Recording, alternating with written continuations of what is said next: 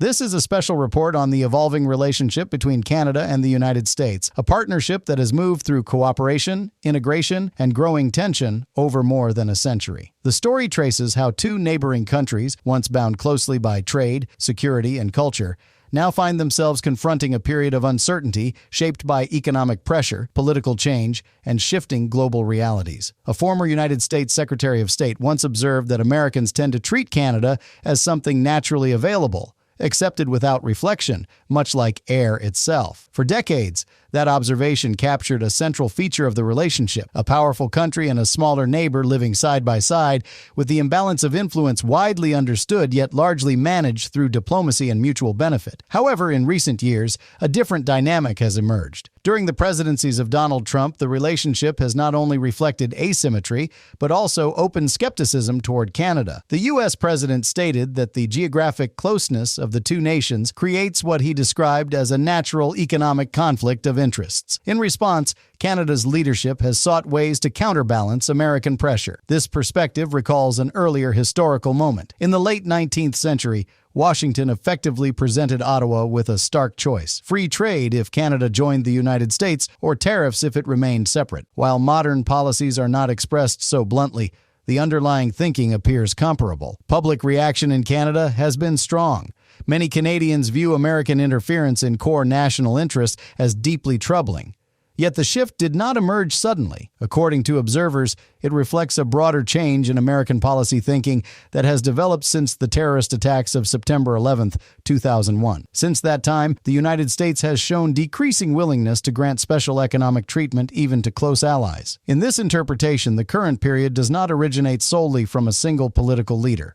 Rather, the political environment in the United States has been shaped by domestic frustration over economic crises, global trade competition, and long military engagements abroad. Nationalist and protectionist policies grew from these conditions, and the modern era intensified trends already underway. Canada's long-standing approach to the relationship has often been described in two parts: limiting American influence while benefiting from geographic proximity. At the end of the 20th century, the emphasis leaned heavily toward economic advantage. The 1989 Canada-U.S. Free Trade Agreement appeared to make deeper integration almost inevitable, and both societies shared extensive economic and cultural links. But global power balances changed. The rise of China and American strategic miscalculations weakened the period of unquestioned U.S. dominance. Today, economic ties have cooled relative to their peak, and the priority for Canada has increasingly returned to managing dependence rather than expanding integration. Observers now describe Canada-U.S. relations as passing through four historical stages. The earliest stage concerned basic national survival and the question of whether Canada would exist independently at all. The second stage normalized cooperation. The third brought unusually close alignment, especially in trade and defense. The fourth began after the September 11th attacks, when security concerns and political changes reduced mutual familiarity and connection. Some analysts suggest a possible fifth phase could emerge if current tensions intensify further. In Canada's early decades after Confederation, economic policy aimed to reduce reliance on the United States. Tariffs protected domestic manufacturing, even though Canadian leaders repeatedly attempted to revive reciprocal trade with Washington. American policymakers at the time believed Canada might eventually seek political union, a prediction that never materialized.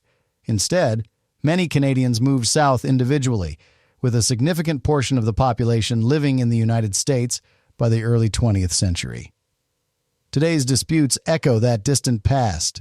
Tariffs and economic threats once again dominate political discussion. Some Canadian officials argue the United States is attempting to extract financial advantage from the relationship. Yet studies indicate that while smaller countries often gain proportionally more from trade partnerships, both sides benefit overall. Despite political rhetoric, the economic ties between the two nations remain deeply interconnected. Even if formal free trade arrangements were canceled, global trade rules would preserve much continuity. Modern economic integration includes numerous cooperative arrangements that did not exist in the 19th century, reducing the likelihood of a complete break. During the first half of the 20th century, the relationship strengthened significantly. Shared wartime efforts brought the countries together militarily and industrially. Canada's economic orientation gradually shifted from Britain toward the United States, and American culture entered Canadian households through film and radio. Although economic hardship during the Great Depression increased tariffs temporarily, fears of annexation largely disappeared. After 1945, economic integration deepened further. Trade expanded steadily, supported by international agreements lowering tariffs worldwide. By the early 1970s, 3/4 of Canadian exports went to the United States, a level that continued through later free trade agreements and the eventual North American trade framework, including Mexico. These agreements eliminated tariffs and established mechanisms to resolve disputes through structured processes rather than unilateral action. For many years, the system functioned with limited conflict. Only a small share of trade became subject to disputes, and economic activity surged throughout the 1990s under continental integration. The turning point came after September 11, 2001. Border closures and new security measures disrupted the previously seamless flow of goods and people.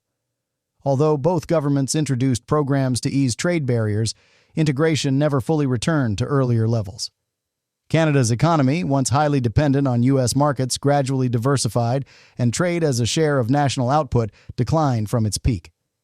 Protectionist pressures within the United States increased across multiple administrations. Canada encountered difficulty accessing U.S. government procurement contracts, including stimulus programs, illustrating a broader shift in American economic policy beyond any single presidency.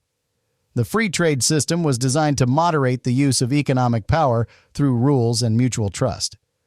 For a time, it succeeded, but rising protectionist sentiment and the strategic use of trade measures have strained the arrangement, not only with Canada but internationally.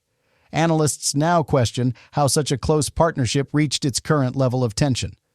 Historically, the United States treated Canada as a reliable and friendly neighbor, rarely as an adversary. Yet the present climate challenges that assumption and suggests the relationship is entering an uncertain phase. To understand the present tensions between Canada and the United States, it is necessary to look closely at the earliest phase of their relationship, a period stretching from 1867 to 1911. During these decades, the central question was not merely how the two countries would cooperate, but whether Canada would exist as a separate nation at all. Canada's Confederation united several colonies at a moment when the United States had withdrawn limited trade reciprocity. In response, Canadian leadership introduced a tariff-based economic strategy designed to encourage domestic manufacturing.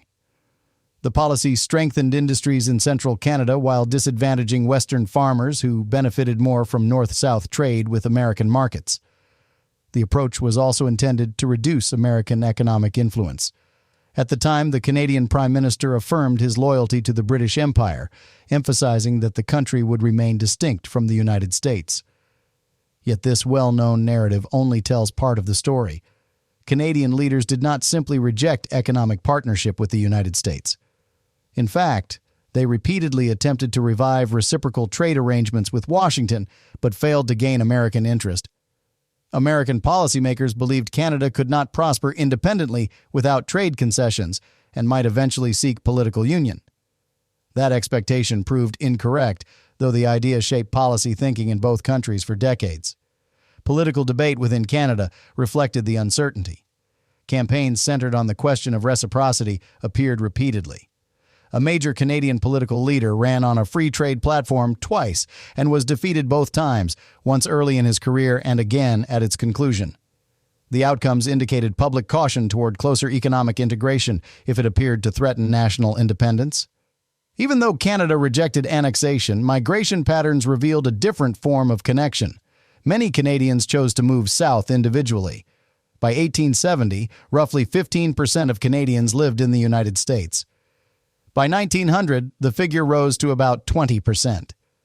Settlement of Western Canada increased immigration into the country, but did not halt emigration to the United States, which continued until the Great Depression.